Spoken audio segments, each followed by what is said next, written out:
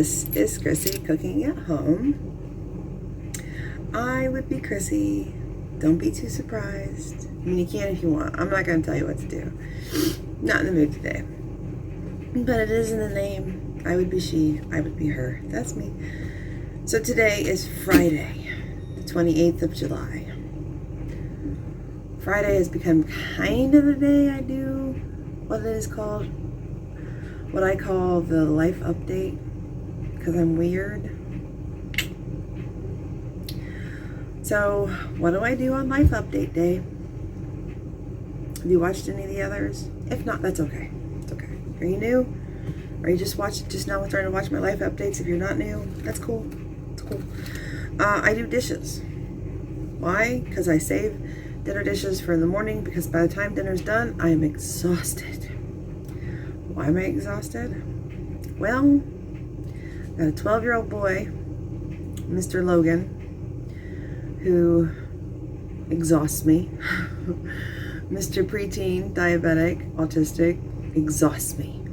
And then Miss Nellie, our newest addition, who is today 14 weeks. She is a hoot. She is a joy. She is, and hopefully I'm not jinxing it, the easiest baby I have ever had out of the three. Knock on wood. And then I have my health conditions. That exhausts me alone. But yesterday was exhausting. I exhausted myself on purpose so I would sleep. And boy, did I sleep. I slept heavy. I slept hard. I went to bed. I slept hard. And I hurt. Boy, do I hurt today. Achy, painy. Like the entire month of July just finally freaking caught up with me. So let's recap July, okay? Because today is the 28th, which for me means I made it through July. So July 1st, my father-in-law passed away 3 years ago, July 1st. That kicks off our July. July 14th, my oldest son, George, passed away 5 years ago, July 14th. Georgie. Right before his 16th birthday. And yesterday, July 27th, would have been his 21st birthday. It's a hard day for all of us. So around the time of his passing, I get kind of manic anxiety energy, and I cannot sit still. I cannot think straight. I cannot focus. I got to keep my hands, feet, and mind busy to get through it. And it's my way of coping without being drugged to the hilt on anxiety medications and locked in a psych ward somewhere. So when I ran out of baking projects that I'd listed to get through that and then into his birthday, I asked Sweetheart for ideas. What do I do for his birthday? One of his ideas was cannolis. I'm like, well, if I do cannolis, I'm going to do the shells from scratch, right? I got to stop looking at myself and look at the camera. A little black dot to the side. All right. I got to do the shells from scratch. All right. Shells can be tricky. The dough is sticky. The dough is delicate. The dough can, if you don't seal it right, it can fall off the mold while you're frying it. Then the shells can break while you're taking them off the mold if you're not careful. So I thought, ooh, keep me busy. And of course the filling is just, whip it up, no big deal. And I thought, okay, scrolling through recipes for cannoli shells, I'm like, oh crap. I need a bottle of Marsala wine. And it's only going to use a half a cup out of an entire bottle. And with my new medication regimen, because of Doogie Howser's idea that my medication is causing my blood pressure issues, it's not. They started dropping when I was in my second trimester, and it didn't stop after I delivered. stop those medications. But anyways, I can't drink the wine. So I was like, ooh, chicken marsala. Let's just carry the theme through for Georgie's 21st birthday. Let's cook with wine. So then I started thumbing through some chicken marsala recipes. I didn't like any of them. So I took the bits and pieces from recipes I looked up and combined my own chicken marsala recipe. That's what I do. And then I've been sitting on a recipe for what's called sourdough garlic bites.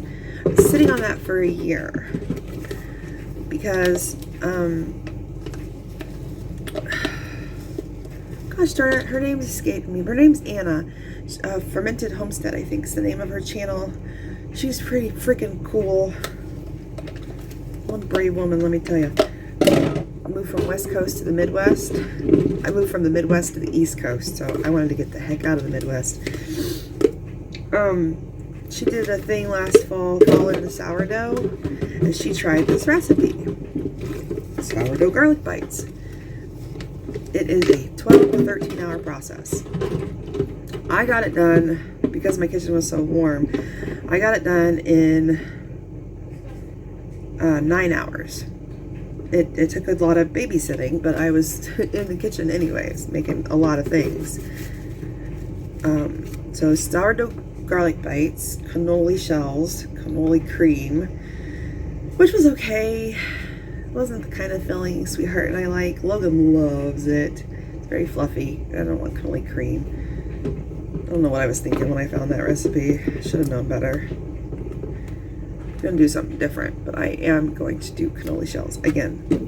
And I wrote down, I made for the marsala chicken, I just threw together a pasta. I did like a herb and olive oil, I roasted a garlic bulb, I did some roasted garlic in there, and some balsamic vinegar. I thought that would be nice to go with the marsala wine and the chicken, which it was. So good. So then I'm like, all night I was saying as I was exhausted, I was saying, I gotta write down what I did to that pasta. Didn't measure a flippin' thing. Didn't measure a flippin' thing for the, I did measure the liquids. I didn't measure any of the herbs for the marsala chicken.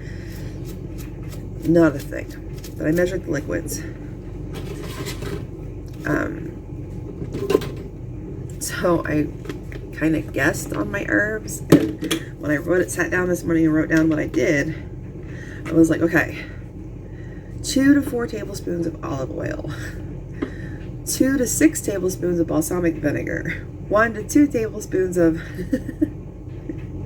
2 to 4 cloves of roasted 2 to 4 cloves of roasted garlic. I mean, it was just like, start with smallest amount, taste, and adjust.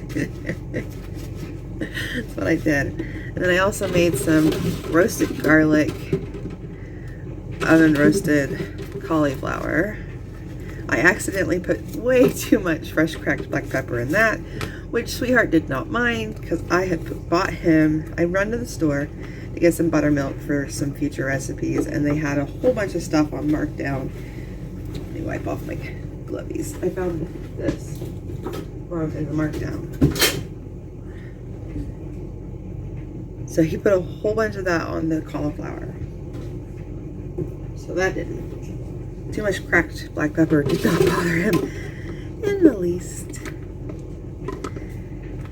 I loved the sourdough garlic bites. I swear I can make a meal out of like a whole one of those and just be like the happiest girl in the world if my sleeve would let me, because you know I've had gastric sleeve surgery, weight loss surgery.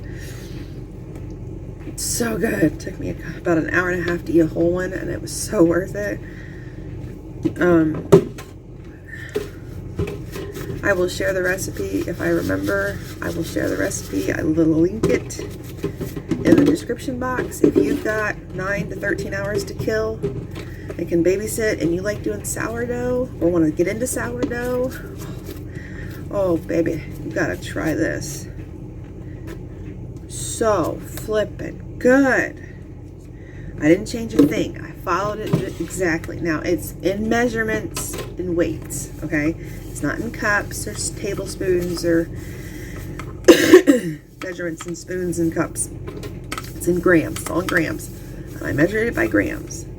Change a flipping thing. She suggested fresh parsley for topping. I didn't have any fresh parsley, but I have lots of dried. So I used dried, and lots of dried. So, did that. Oh, so pretty. So yummy, so good. The guys, Sweetheart and Logan, they were like, yeah, it's okay. I'm like, it's okay. Are you kidding me? This is a 9-hour masterpiece. I mean, I wasn't upset. They were like, it's okay. I was like, how can it just be okay? This woman's recipe is genius. Genius. I've been sitting on it for a year. I wanted to try it last year, and just as I was getting ready to try it, I found out I was pregnant. So that whirlwind happened, and then next thing I know, I'm on bed rest for almost the entire flipping pregnancy. So yeah, 9 hours making sourdough garlic bites was not going to happen on bed rest. But I've been really into sourdough lately, so I had lots of sourdough starter in my fridge that I've been taking care of for the last few weeks. So yeah, I don't have a whole lot of dishes. You'd think I'd have a whole lot of dishes with all that cooking. But I kind of kept up on them as I was going through today, making each thing.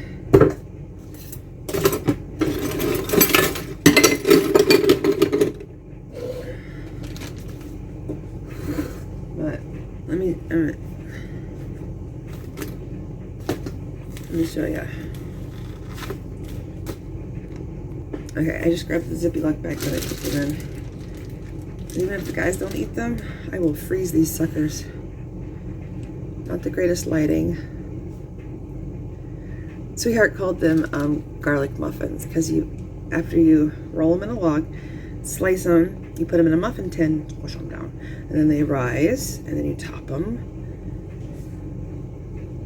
Aren't they pretty? Oh, I still have to make my eggs for breakfast, but I might slice one of these up, warm it, like slice it in half and warm it up and try to eat the whole half.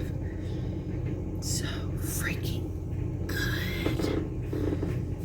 The only special ingredient you need for it is the sourdough. Other than that, it's like garlic, it's butter, it's mozzarella cheese, it's Parmesan cheese, it's parsley. I use dried.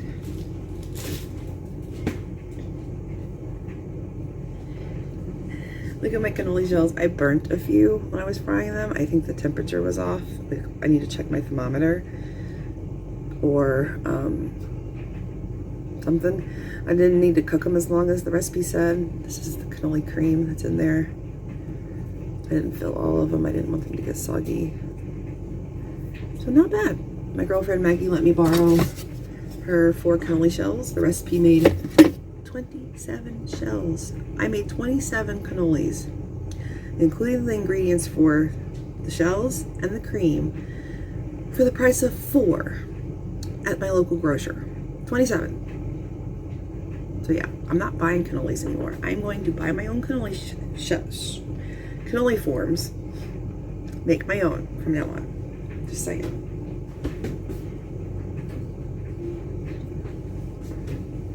Breakfast appetizer, anybody?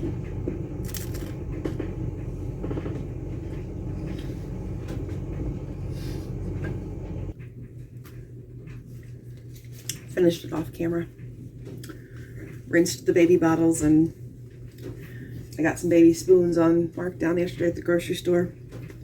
And I was so stupidly giddy over it. I had gotten spoons for Nellie. The same kind of spoons I had for Mr. George, with the metal handle and the rubber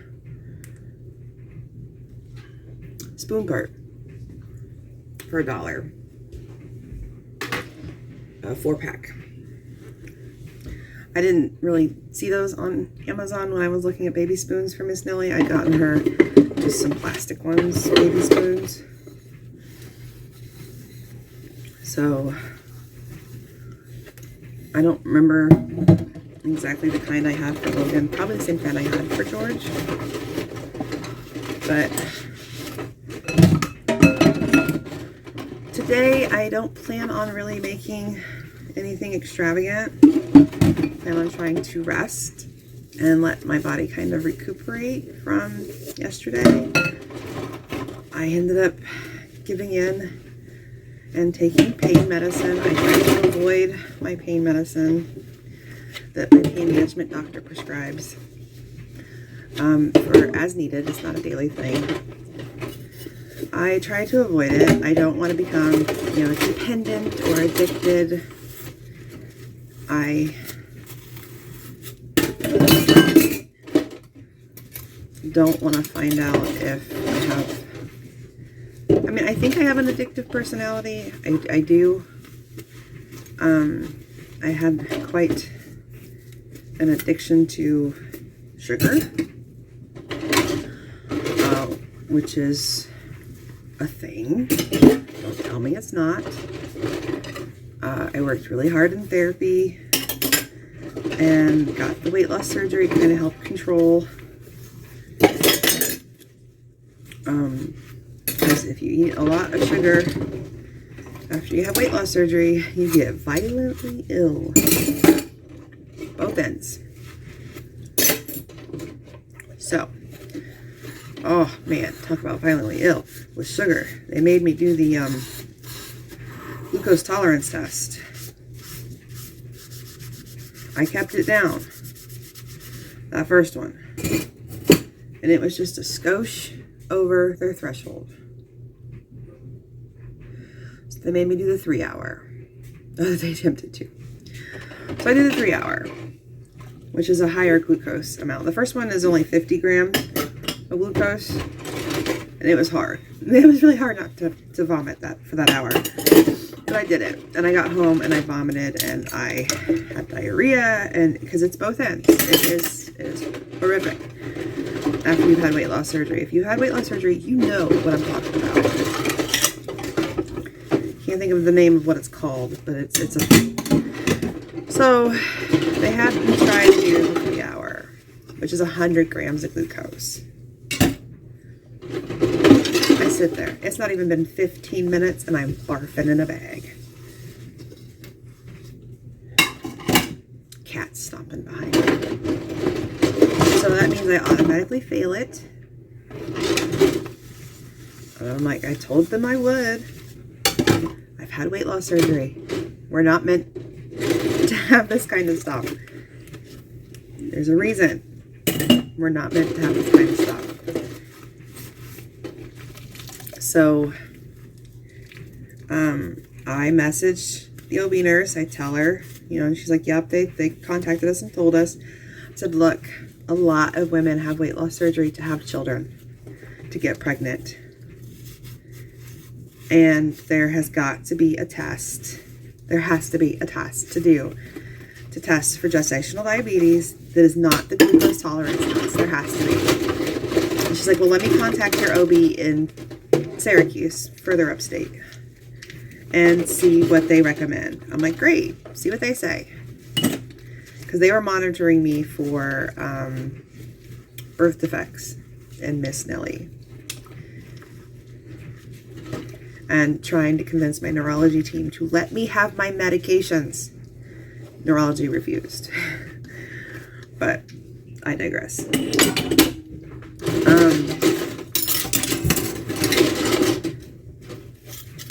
They told my team here about a different test to let me eat a regular meal, just my regular meal, and then wait an hour, exactly 1 hour, have my blood drawn, and do these 2 blood tests. I don't remember what they're called now because it's been so long. And that will tell them if I have gestational diabetes. They did it, and I did not have gestational diabetes. So to lay around a stupid glucose test if you have weight loss surgery. That glucose test is torture when you're pregnant because you do it on an empty stomach anyway. So it's just pure sugar. It's pure fucking sugar. Pardon my French.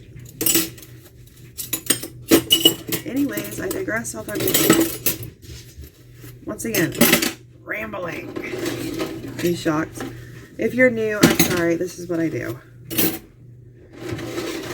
So, Miss Nellie is awesome. Since it was Georgie's birthday, and we feel that she is our gift from Georgie,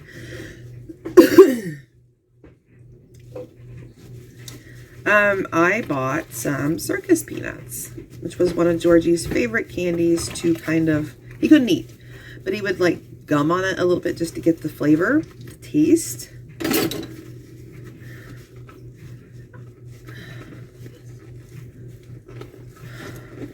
Hold on, 12-year-old needs me. Okay, Mr. Logan wanted to rinse a cup in the sink so he could get a cup of milk. But I have one sink with clean dishes that need to be rinsed, and the other sink has the soapy dishwater. So I said, I'll just wash the cup, get a clean cup, get your milk.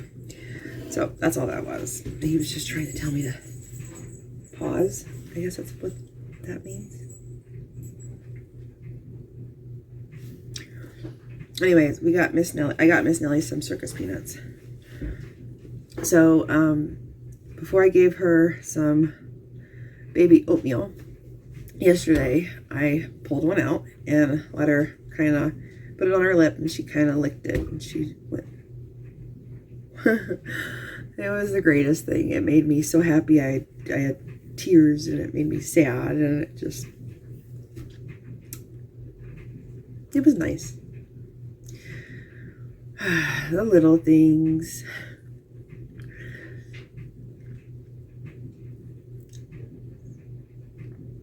So she got to lick a circus peanut.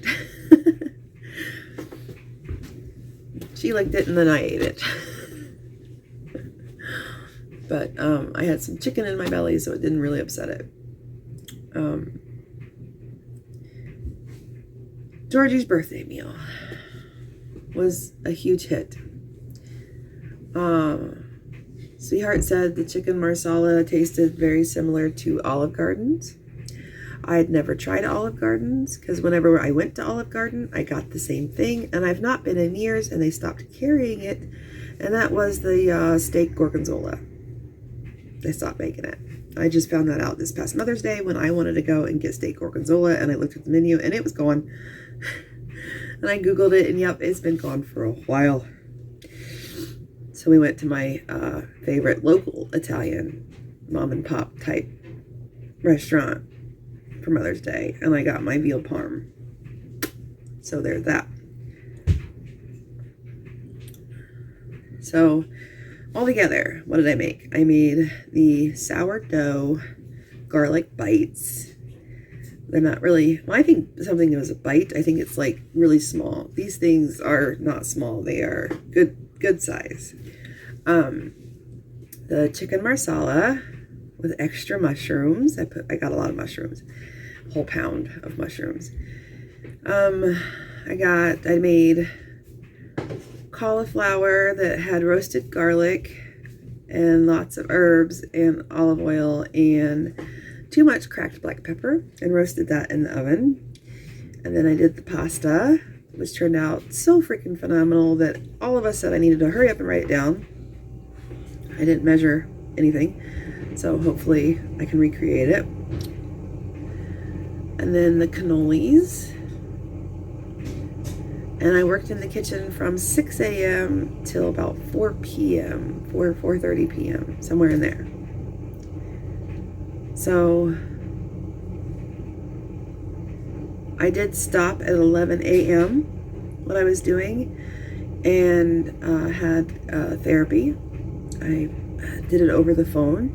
I made sure to schedule my therapy for George's birthday, middle of the day, to work through anything I might be feeling.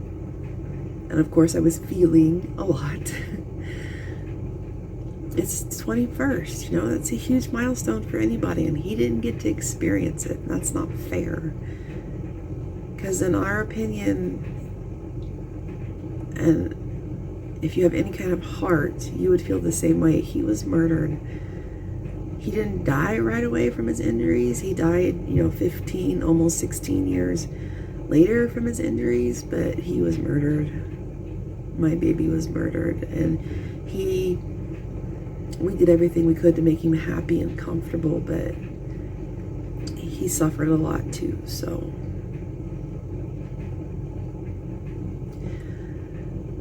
I give everything I can to make my children happy. Within means. I mean, not spoil them, but give them a happy life. Make them be happy children.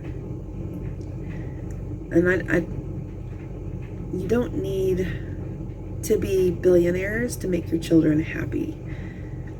You can make your children happy with small things and with love, with caring, with empathy.